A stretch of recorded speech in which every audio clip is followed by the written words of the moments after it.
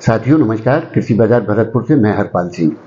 साथियों, कृषि मंत्रालय भारत सरकार द्वारा खरीफ सीजन की बिजाई आंकड़े जारी कर दिए गए हैं। उसके अनुसार दलहनों के और तिलहनों के रकबे में भारी गिरावट है, वहीं धान के रकबे में वृद्धि दर्ज की गई है। साथियों, दलहन का वैसे तो देश के अंदर अभाव बना हुआ है, क्योंकि खपत के मुकाबले हमारे पास उत्पादन में कमी पहले से चल रही है। और ये भी एक सूचना जो है निराशाजनक है कि दलहनों के रकबे में 8.5% तक की बड़ी गिरावट देखने को बिजाई के अंदर मिल रही है। और उधर तिलहन का जो रकबा है वो 1.80 लाख हेक्टेयर, उसमें गिरावट दर्ज की गई है, जिसमें से सर्वाधिक कर्नाटक प्रदेश के अंदर तिलहन की बिजाई का रकबा घटता हुआ देखा गया है। साथियों, जाहिर है कि जब बिजाई नहीं होगी तो उत्पादनों में भी निश्चित रूप से उसके अनुसार फर्क पड़ेंगे, यानी कि उत्पादनों में भी गिरावट देखने को मिलेगी। साथियों, वैसे तो महंगाई दर भारत सरकार के अनुसार 7% से नीचे आ चुकी है, जो कि 9.9% से अधिक थी। तो अब सरकार की जो है स्थितियां इतनी चिंताजनक तो नहीं है, लेकिन हाँ, सरकार की नज़रें चुनावी साल होने के कारण सभी खाद्य पदार्थों पर बराबर बनी रहेगी, क्योंकि उसे उपभोक्ता को सस्ता खाद्य पदार्थ मुहैया कराना उसकी जिम्मेदारी है। साथियों, आगामी सीजन में धान का रकबा बढ़ने से निश्चित रूप से चावल का उत्पादन अधिक होगा और चावल के उत्पादन की जो सूचनाएं हैं वो अच्छे तरीके से देखने को मिलेंगी।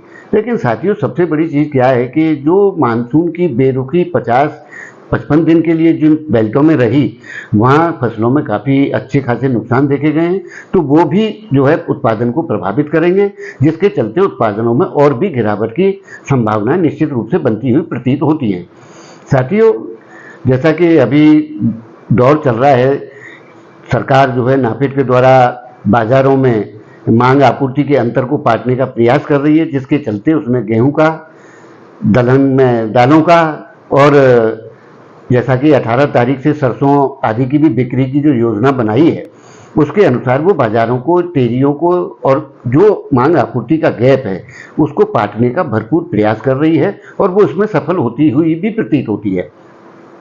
साथियों, वैसे तो दलहन बाजार में तेजी का सही दौर बना हुआ है। कोई दलहनों के बाजार कोई अभी निचले स्तर पर तो नहीं है, और आगामी दौर में भी ज़्यादा निचले स्तर की ओर नहीं जा सकते, क्योंकि उत्पादन नहीं है, तो फिर मंदी किस बात की।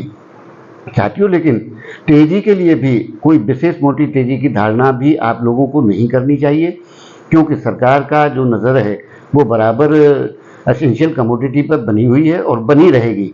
जैसा कि अभी महाराष्ट्र में गन्ने के उत्पादन की कमी के समाचार थे, जिसके चलते चीनी जो है 6 साल के रिकॉर्ड स्तर पर पहुंच चुकी है। सरकार की पैनी नज़र उस पर भी है। सरकार चाहेगी किसी भी सूरत में अगर ऐसे हालात बनेंगे तो सरकार उसके नियंत्रण के लिए कोई भी प्रयास निश्चित रूप से उसमें भी करेगी। तो साथियों, खाने पीने की जो वस्तुएं हैं वो अभी बेहद महंगाई की जो स्थितियां हैं वो पैदा नहीं होती हैं, और किसी भी जिन्स में मोटी तेजी में मेरे साथियों को नहीं रहना चाहिए। रूटीन व्यापार के हिसाब से काम करना चाहिए, क्योंकि हाँ, माना उत्पादनों में गिरावट जरूर आएगी, लेकिन उसके हिसाब से आयातित मालों द्वारा सरकार उसकी आपूर्ति भी बराबर निश्चित रूप से करेगी, जिसके ताज़ा उदाहरण आपको देखने को मिलते हैं। जैसे खाद्य पदार्थों में खाद्य तेलों की जो भरमार आयातित माल जो आए पड़े हैं, जिनके चलते हमारे घरेलू बाजार पूरी तरीके से प्रभावित हो रहे हैं, हमारी इंडस्ट्रियां प्रभावित हो रही हैं, उधर किसान को भी उसका भरपूर लाभ नहीं मिल पा रहा है। तो साथियों, जैसा कि अभी जो दौर चल रहा है उसके हिसाब से मोटी तेजी की संभावनाएं नहीं मानी जानी चाहिए, और निश्चित रूप से नियमित के हिसाब से ही व्यापार को गति देनी चाहिए। तो साथियों, आपको हमारी सूचनाएं कैसी लगती हैं हमें कमेंट बॉक्स में ज़रूर बताएं। तब तक के लिए कृषि बाजार की ओर से आप सभी का बहुत बहुत आभार, धन्यवाद।